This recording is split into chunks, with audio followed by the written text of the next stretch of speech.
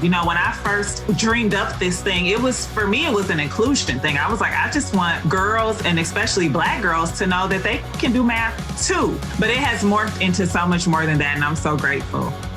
I love books, I love to read, and I love mathematics. And guess what? They can all coexist. They're not mutually exclusive. I'll ask my students, I'll be like, what's 2 + 1? 3. Okay, you're a math person. Good night. You know? Hi, I'm Vanessa Vicaria, aka The Math Guru, and you're listening to Math Therapy, a podcast that helps guests work through their math traumas one problem at a time. Whether you think you're a math person or not, you're about to find out that math people don't actually exist, but the scars that math class left on many of us definitely do. Oh, and don't worry, no calculators or actual math were involved in the making of this podcast. Hello, and welcome to the podcast. I am so excited for today's guest because legit, even Beyonce has vouched for how cool she is. Today, I'm talking to Brittany Rhodes, aka founder of Black Girl MATHgic, a math subscription box for Black girls. This conversation got me so pumped up because as you're about to see, Brittany just gets it. You can't be what you can't see. And Britt is here to show Black girls that heck yeah, they were born to be mathematicians. Let's do it. Brittany, welcome to the podcast. Thank you so much for having me, Vanessa. I'm excited to be here. I am so excited. And so we actually connected probably back in the summer because I found out about your amazing company and subscription box. Can you just start by telling our listeners what you're all about and what the box is all about? Yeah, so I am all about increasing math confidence and decreasing math anxiety in children. I mean, that is really the large and small of it. And one of the ways that I do that is through my company, Black Girl MATHgic, which is the first and only monthly subscription box dedicated to increasing math confidence and decreasing math anxiety in girls on the 3rd to 8th grade math level.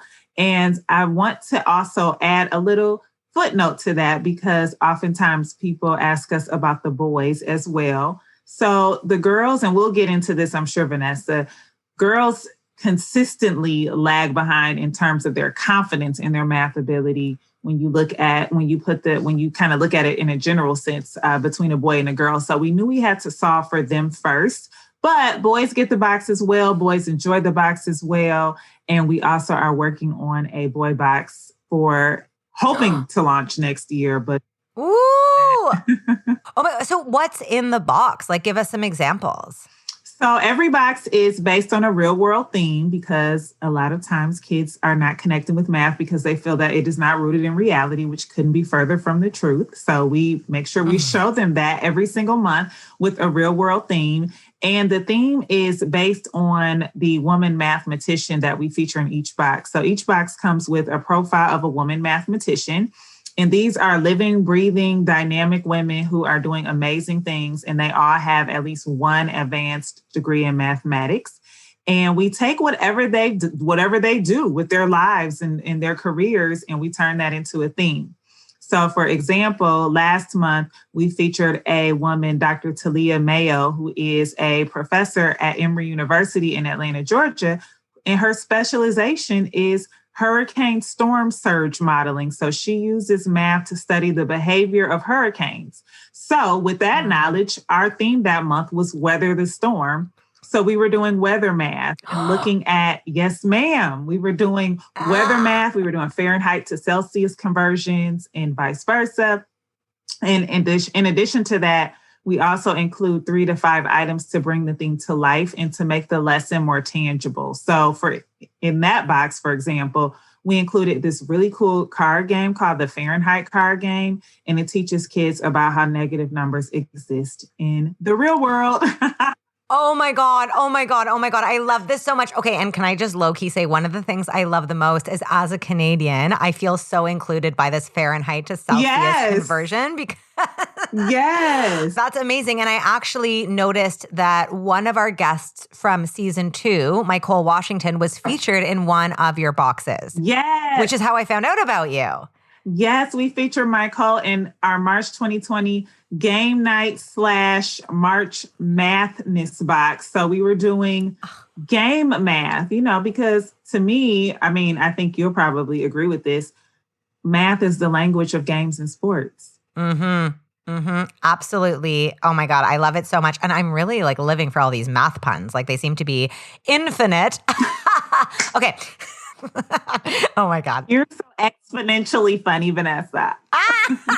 This could be our whole interview. Okay.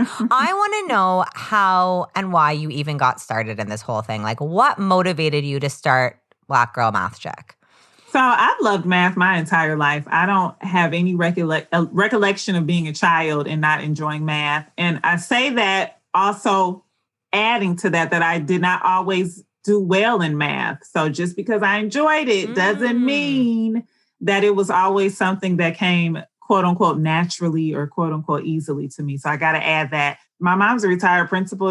She was a teacher for many, many years. I didn't really want to go into the classroom, but I knew I wanted to educate kids in some kind of way. And I found that when I started tutoring. And it was about 4 years ago when I started tutoring at a local nonprofit here in Detroit, where I was working with multiple kids from multiple schools, multiple grades at any given time. And I noticed very quickly this very sad pattern. And that was when the children, too many of them were coming to me asking me for help with like the algebra, the geometry, or the trig. And we started doing it. It actually wasn't those concepts that they were struggling with the most. It was basic mathematics. It was your fractions and your decimals and your negative numbers and your percentages. And so all of those things that if you haven't mastered yet, it makes algebra feel very hard. It makes geometry feel unreasonable. It makes trig feel impossible.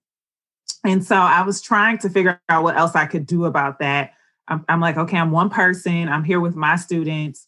How else can I affect change? How can I make a bigger impact? And the subscription box model was something that he's now my husband, introduced me to about 6 years ago. And he didn't know this, but he actually planted a seed. I was just fascinated with this model of something just showing up to your doorstep. Yes. Having whatever you want. He was getting the food boxes at the time. And I'm like, so they send you all the food, the recipe, and all you have to do is make it. And I was just like, this is the coolest thing ever. And so my background, my love for math, and then my fascination with this model all converged together in 2018 when I decided that I was going to create Black Girl MATHgic. And I was looking at the STEM subscription box landscape. And I said, gee, there are a ton of STEM boxes. This is great.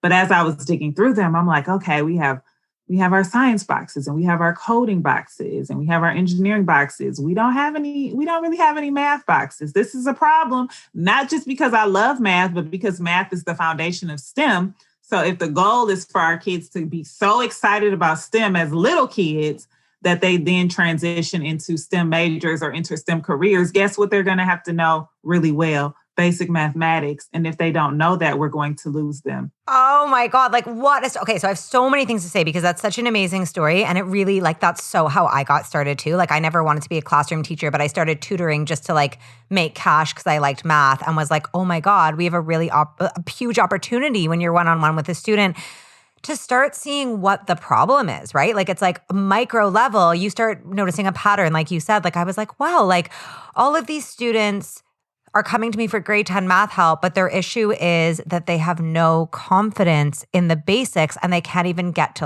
a quadratic. So that's the first obstacle the little kids are encountering in the STEM world is you've got to become friends with math first so you can get to all that higher level fun stuff. So I think that's really cool that you're like, oh my God, I'm going to fill this gap. So I guess that's the next question I have is, using themes of social media and kind of consumables, how do you think that kind of changes the game for a lot of kids who feel like in the classroom they don't belong? Yeah, so that's a great question. And I'll say this, not all of my subscribers identify as Black. So a lot of times, especially when I first started, people would reach out to me and be like, is this only for Black girls? And of course I would answer professionally, but in the back of my head, I'm like, if you try to buy it with your credit card, it's not going to give you a message that says, oh my God, you're not Black. You can't buy this. That's not going to happen. But anyway, so one of the reason why I said that is because some of my subscribers who are Black, many of them are the only Black girl or Black person in their class, or they go to school in a predominantly white district. And so they're not often seeing themselves. They don't have a lot of Black teachers, if any.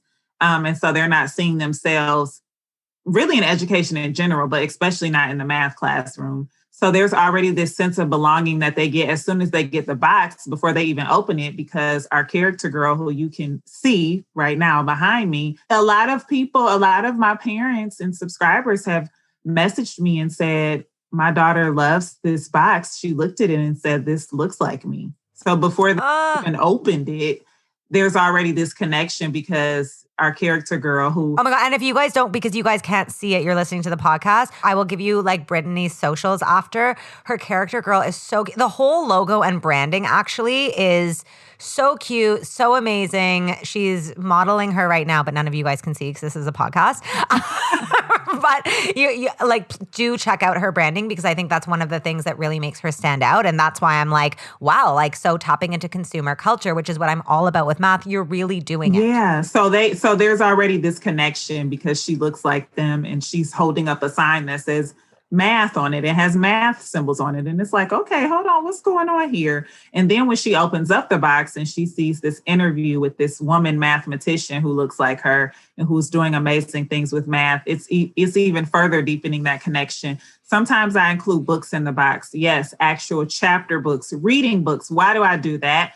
Because I need kids to understand that math and reading are not separate. You don't have to choose. You know, a lot of times you hear adults who not any bad thing on them. It's just the way society has conditioned us. You know, yes. Like, oh, you know, I was more into the humanities. Yes. Oh my God. Yes. You can do both. Like I love to read. This is my whole thing. I love books. I love to read, and I love mathematics.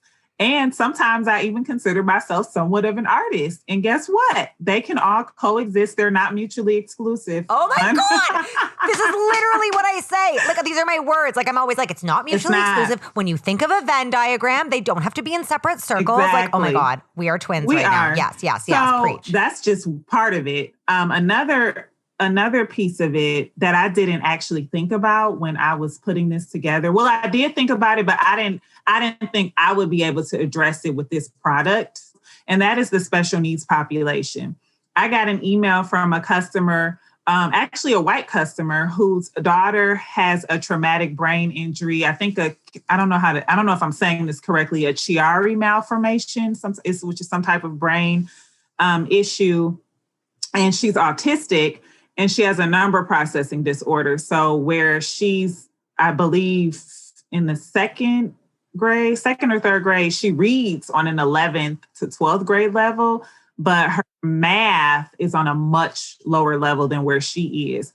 And her mother emailed me and she said, you have my number-fearing daughter sitting with me doing math for 40 minutes. Oh my God. Yeah. Like you must, like, that's just so amazing. It literally made me teary-eyed because it was just like, I knew that my mother, in addition to being a retired principal, she also, her first love is special ed. Her bachelor's degree is in special ed, and she spent many years working with the special needs population. In fact, worked at a school here in Detroit that was specifically for the special needs population. So I'm very sensitive to that population, and I didn't want to create something where I'm saying it serves them, and then it turns out that it doesn't. Right. So I didn't even try to go down that road. So to get an email, from a parent and their daughter is a part of that population, and she found so much value in the box to the point that she was sitting with her for 40 minutes, which is a very long time. Anything about the needs of special needs children, I was just floored. I was just like, wow. So it's providing representation in a lot of ways, and in some ways more than I could have ever imagined. When I first dreamed up this thing, for me, it was an inclusion thing. I was like, I just want girls, and especially Black girls, to know that they can do math too. But it has morphed into so much more than that, and I'm so grateful. I really want people to realize that this is a huge, huge, huge deal, that this is a gap that we cannot even... you can't even imagine what a gap it really is that you are filling. This is a huge deal. The fact that, you're getting these testimonials and people being like, oh my God, I never actually saw myself represented in the math world before. Let's just pause on how fucking crazy that is. Okay. That's insane. To think that is a thing that's happening in 2020. Right. So kudos to you. And I actually wanted to talk about like a kind of a huge deal. Like it's not just us that think this is important. Clearly Beyonce thought it was super important, and Beyonce actually, talked about it and featured it on her website. How did that even happen? So her stylist, her stylist's name is Zarina. She curates this, I don't even know what to call it. It's collective, I guess. She has an Instagram page for it. It's called Black Owned Everything. And then in conjunction with Beyonce's album Black Parade that came out on Juneteenth of this year, she also curated a Black Owned Everything list housed on Beyonce's website celebrating Black owned businesses. And we started to follow each other on Instagram. Well, I followed her first, messaged her back, the stylist, that is, not Beyonce. Beyonce follows nobody on Instagram. Yet. So yeah, we just had a dialogue and I was like, I would love to send you some product or to whoever. I think I don't know who I sent it to actually, because we personalized the boxes. And so I had asked for a name to put on the boxes and she said, no names needed. And I was like, maybe Blue is going to get one. I don't know. Oh my God. Wishful thinking. I don't know. But yeah, we sent a couple boxes and they loved it. And I said, great. Well, we would love to be featured on the website if this is something, that resonates and that fits with what you're looking for. And I actually forgot about it because she didn't respond. And I was like, oh, shoot, maybe they hated it.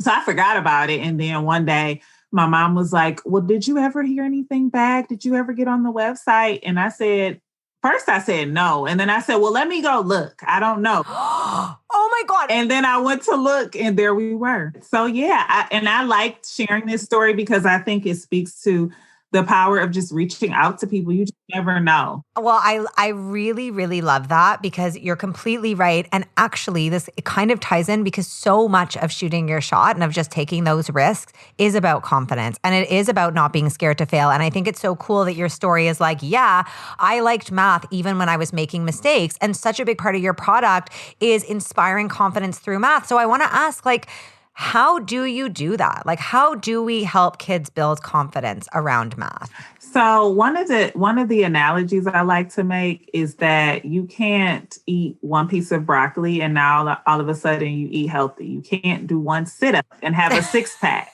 Uh-oh, disappointing for everyone. I know, right? Here. Spoiler, sorry to be the Debbie Downer here, but the point I'm making is that the magic, so the things that we value in life, the things that we really want, or the things that are aspirational, they require consistent routine work and exposure. So we can't just have our kids have one math experience that feels good to them and then be like, oh, okay, you're good. All right, You're done.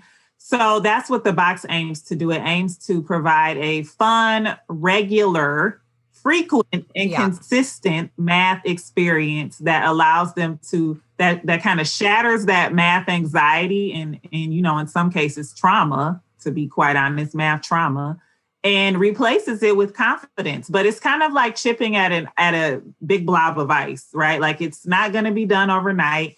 You may not feel like while you're in the trenches of chipping on that ice that anything is happening, but then you look, you take a step back and you're like, oh, wait, we covered a lot of ground here. One of the other things we include in the box is a math affirmation. And so it's just a simple postcard and it has a positive statement about math on it. So like what? Give me one example. Trying to think of one. So the very first box, it was just straight to the point. Our first box, which was our July 2019 box, the affirmation was, I am a math person. Oh my God. Okay, stop. That was it. Stop. I'm freaking out. It's so everything you've said is so bang on. And I didn't even think about that. The fact that the whole benefit of a subscription box is that consistency, because one of the things we all know with math trauma is the math trauma will veto power any positive experience, right? It's if you were going to weigh each one in each hand, the math trauma will outweigh the positive experience. So in order to overcome math trauma, which by the way, most kids have an experience with, right? All it takes is feeling ashamed or being made to feel stupid. That's a math trauma. You need continuous positive experiences, Yes. right? To eventually, like you said, it's such a good visual, chipping away until you step back and you're like, oh my God. Mm-hmm. Oh my God, I want everyone to get this box. I need this box. We will discuss. Okay, we have to wrap it up, even though I want to talk to you forever. I just want to say, yay, I'm a marketing queen. I'm all about marketing and math and how that is what makes the difference to so many kids. So you are doing such a bang up job of it. Like, I think that you're speaking to it, right? That marketing of it, that putting it on social media, that getting other people interested in it, like Beyonce, is going to help change education and representation for these kids. So you rock. Final 2 questions. Number 1 is, what would you say to someone who's like, but I'm just not a math person? Oh my gosh. My response is, everybody is a math person. It's like encoded into our DNA to do math. I mean, we need math to do so many things. So I'll ask my students, I'll do something really simple. I'll be like, what's 2 + 1? 3. Okay, you're a math person. Good night. I love that. I'm like, can you tell time? You're a math person. Great, bye. Yeah, it's like I don't know what happened over the years, but it's like math is this blob, right? And it's either you can squeeze the blob or not. That's how people's minds approach it. But it's actually not a blob. But I think it's the media's fault, because I think people are like, well, a math person is like, that guy in Good Will Hunting. They think it's like a math person is some crazed dude that does calculations like under a rock, right. and they're like, oh. So it's like, I really think the media is partially responsible. We could do a whole other interview on this, but you're right. I like that. It's not a blob. Mm-hmm. It's like, if you can solve a problem or add 1 to 2, you're a math person. Great. Let's move on. That's it. Bye. Okay. Final question. What is one thing you would change about the way math is taught in schools? So I got a message actually either last night or this morning from a teacher on Instagram. And she said, I admire what you're doing. She said, I teach math and there's really not time to fill the gaps. She was like, we just don't have the time. Right. And the box is absolutely designed to help teachers fill that gap. And I just wish there was a way, and I don't have a solution for this. I think about this often, especially working with my students now during COVID time. I just wish there was a way for teachers to have the autonomy to fill in those gaps, because the gaps can slip in at any time. Yeah. They can slip in at 3rd grade, they can start slipping in kindergarten, they can slip in 6th grade. And then most times the gaps are not filled. They just move on to the next topic or the next concept.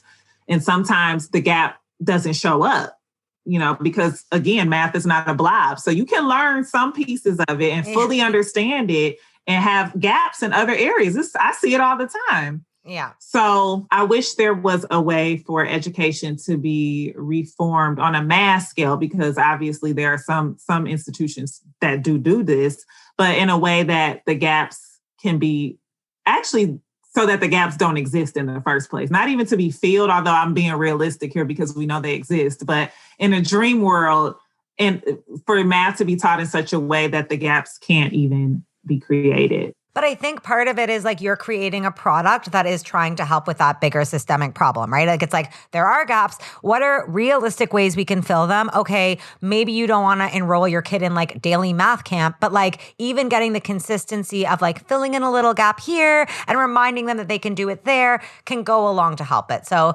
we do what we can, and you're already kind of trying to find a solution to a problem that you did not create. You did not create the problems with all of math education. I don't know why I'm saying that. Okay, great. This is so good. I am so excited for everyone to go see your box. Everyone go follow Brittany on Instagram right now. I'll give you all of her links in a second. And Brittany, thank you for doing so much to inspire young Black girls everywhere and the rest of us to do better and to remember that we are all math people. Thank you, Vanessa. Wow. I am just so inspired. I love what Brittany said about consistency, and I totally had not thought of how perfectly her subscription box lends itself to the fact that, like, if we want to feel capable of math, we can't just get a pep talk once or like solve a math problem once. We need someone to show us over and over and over that yes, we can. And that's what I love most about what Brittany is doing. To find more, give her a follow on Instagram at Black Girl MATHgic, where she posts inspiring content daily. Also, you just have to see her logo because it is so freaking cute. If something in this episode inspired you, please tweet us at Math Therapy, and you can also follow me personally at The Math Guru on Instagram or Twitter. Math Therapy is hosted by me, Vanessa Vicaria, produced by Sabina Wex, and edited by David Kochberg. Our theme song is Waves by Goodnight Sunrise, which is actually my band. If you know someone who needs math therapy or needs to hear someone else getting math therapy, please share this podcast and rate or review it on whatever podcast app you use. Those things actually make such a big difference. I am determined to change the culture surrounding math and to give math like a massive makeover, and I truly need your help. So spread the word. That's all for this week. Stay tuned for our next episode out next Thursday. How was that for a concise goodbye? Tried to really wrap it up there after accusing her of ruining the world.